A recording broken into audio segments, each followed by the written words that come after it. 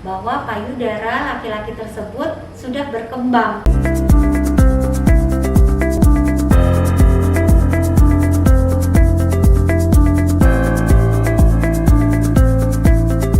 Assalamualaikum warahmatullahi wabarakatuh. Selamat siang, salam sehat. Senang sekali saya Letulaut Kesehatan Wanita Bunga Amelia bisa menyapa Anda semua pada podcast Bisa Sehat, bincang santai seputar kesehatan. Masih dalam memperingati HUT Koal yang ke-59, kami telah menghadirkan seorang narasumber yang sangat spesial. Beliau adalah seorang koal sekaligus seorang dokter spesialis radiologi. Mari kita sapa beliau terlebih dahulu. Selamat siang, Mayor Kesehatan Wanita, Dr. Anis Nurhayati, spesialis radiologi. Selamat siang Letnan Bunga, selamat siang semuanya, salam sehat selalu. Terima kasih telah berkenan hadir pada podcast Bisa Sehat spesial HUT Koal. Baik dok, kali ini kita akan membahas tentang screening kanker payudara. Seperti yang kita ketahui, kanker payudara merupakan salah satu penyebab utama kematian pada wanita. Nah, pemirsa di rumah pasti penasaran kan tentang tema kita kali ini, makanya tonton terus video ini sampai habis. Baik dok, yang pertama yang ingin saya tanyakan, mungkin bisa dijelaskan apa itu screening kanker payudara dan mengapa perlu adanya screening kanker payudara? Baik Letnan Bunga, jadi perlu kita ketahui sebelum kita membicarakan mengenai screening payudara, perlu diketahui bahwa kanker payudara adalah salah satu dari 5 kanker yang paling sering ditemukan, baik itu di dunia maupun di Indonesia. Setiap kali penambahan jumlah kanker temuan baru, kasus temuan baru di Indonesia, kanker payudara adalah salah satu jenis kanker yang menyebabkan tingkat kematian tertinggi, yaitu terutama pada wanita. Karena hal itu, maka perlu dilakukan adanya screening untuk wanita-wanita, terutama dengan wanita-wanita yang memiliki resiko tinggi. Nah, ada beberapa sebetulnya kriteria. Apa sih maksudnya resiko tinggi itu? Resiko tinggi itu adalah apabila seorang wanita memiliki riwayat dari keluarga yang pernah memiliki kanker payudara ataupun kanker dari organ reproduksi wanita. Nah, untuk wanita-wanita dengan resiko tinggi seperti ini biasanya dilakukan screening itu lebih ketat interval waktunya. Itu seperti itu Letnan Bunga. Baik dok, lantas siapa saja yang boleh di screening dan screeningnya biasanya dengan apa? Ya, jadi untuk pemeriksaan screening kanker payudara itu sendiri sebaiknya memang dilakukan pada usia 40 tahun ke atas.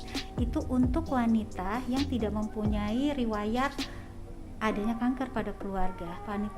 Kemudian untuk yang risiko-risiko tinggi itu sebaiknya dilakukan melebih dini, yaitu umur 35 tahun. Nah, pemeriksaan screening itu memang disarankan dengan melakukan pemeriksaan dari yang paling sederhana, yaitu dengan pemeriksaan sadari. Ya, periksa payudara sendiri. Nah, itu ada beberapa tahap dan mungkin bisa dapat dilihat di brosur-brosur atau di internet bagaimana cara pelaksanaannya. Kemudian untuk memeriksa screening yang tahap lebih lanjut, yaitu dengan menggunakan alat-alat pencitraan, yaitu pencitraan radiologi meliputi pemeriksaan mamografi dan ultrasonografi. Nah, pemeriksaan ultrasonografi ini memang lebih disarankan untuk wanita-wanita usia muda, yaitu kurang dari 35 tahun. Biasanya itu untuk wanita-wanita yang memang resikonya mempunyai resiko tinggi. Tetapi untuk mamografi kami sarankan untuk wanita-wanita di atas 40 tahun. Itu seperti itu. Baik, keuntungannya dari screening ini apa aja dok? Tujuan screening tentunya sama, yaitu kita dapat mendeteksi adanya suatu kelainan secara dini. Diharapkan bila kelainan itu didapatkan secara dini, maka penanganannya pun juga lebih cepat, sehingga juga diharapkan penyebaran atau perkembangan suatu kanker, suatu keganasan itu tidak menyebar kemana-mana, sehingga hasil akhirnya apa? angka kematian dapat ditekan. Itu seperti itu. Kemarin ini saya baru baca artikel di media sosial, Dok. Baik. Kalau ada yang menyebutkan bahwa kanker payudara itu tidak hanya menyerang wanita, tapi juga bisa laki-laki. Apakah itu benar, Dok? Iya, jadi perlu diketahui bahwa laki-laki itu pun memiliki sel-sel ya, sel-sel dan jaringan payudara. Tetapi pada laki-laki itu tidak tumbuh ya. Tetapi kemungkinan karena laki-laki itu juga memiliki sel atau jaringan payudara walaupun tidak tumbuh, tetap memiliki kemungkinan untuk terjadinya suatu kanker payudara walaupun itu angka kejadiannya sangat kecil. Nah, bagaimana kita tahu laki-laki itu bisa terkena kanker payudara? Karena pada dasarnya itu adalah secara normalnya adalah jaringan yang tidak tumbuh.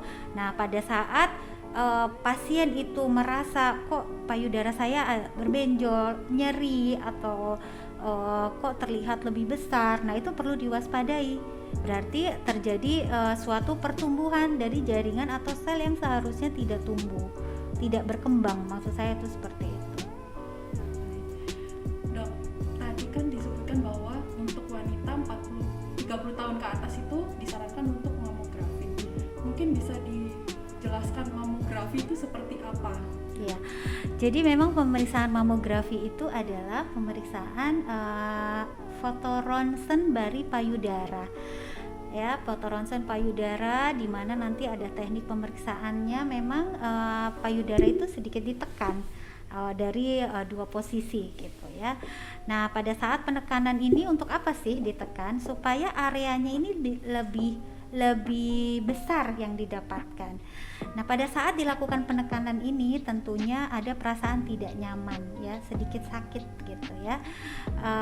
Tetapi hal ini tidak berlangsung lama dan kita bisa dapat informasi yang lebih bagus gitu. Karena dengan mamografi ini kita bisa dapat suatu proses awal dari suatu keganasan. Seperti itu. Nah, ini memang disarankan untuk usia 35 tahun ke atas ya. Tapi kalau untuk screening resiko rendah gitu sudah dimulainya 40 tahun, tapi dengan resiko yang tinggi itu dimulainya di usia lebih dari 35 tahun. Kenapa disarankan untuk usia seperti itu? Tidak semua usia bisa, karena payudara wanita itu di bawah 35 tahun itu masih padat. Dengan kepadatan seperti itu maka akan menyulitkan penilaian pada saat pembacaan mamografi. Terus itu seperti itu. Dan sebaiknya satu lagi, karena mamografi itu ada teknik penekanan.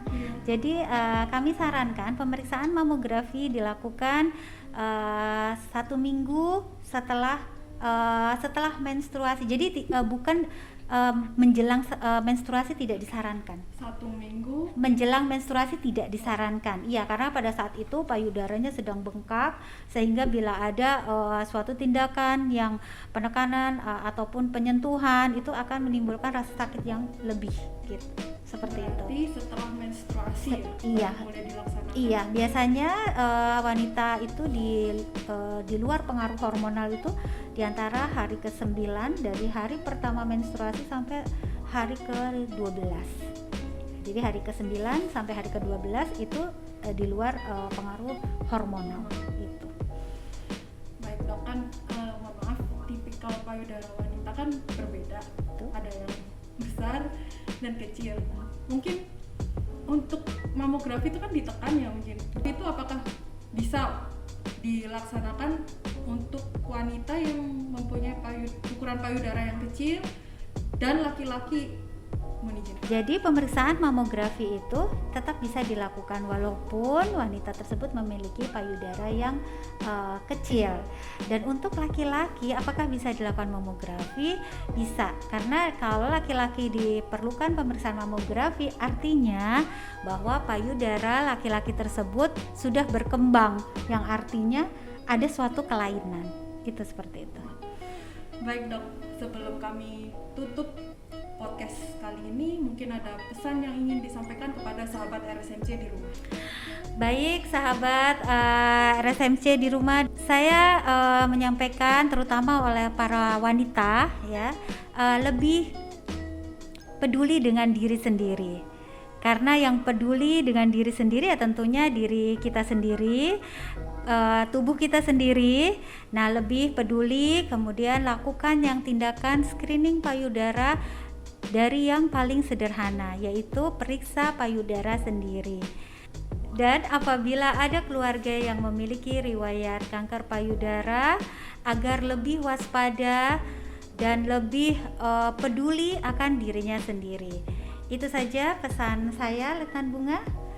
Terima kasih Dr. Anis telah berkenan hadir pada podcast Bisa Sehat spesial HUT Koal, dan terima kasih atas informasi yang telah diberikan kepada kami. Semoga apa yang telah kita bahas tadi dapat bermanfaat bagi kami. Sama-sama Letnan Bunga. Kami ingatkan kembali kepada sahabat RSMC di rumah untuk jangan lupa subscribe, like, dan komen video ini di channel YouTube Rumah Sakit Marinir Cilandak, serta jangan lupa untuk nyalakan loncengnya agar tidak ketinggalan episode-episode yang tentunya tidak kalah menarik. Demikianlah podcast Bisa Sehat spesial HUT Koal kali ini bersama Mayor Laut Kesehatan Wanita Dr. Anis Nurhayati, spesialis radiologi. Terima kasih, salam sehat, Dharma Husada Jala Jaya, Dirgahayu ke-59 Korps Wanita Angkatan Laut, Koal Jaya.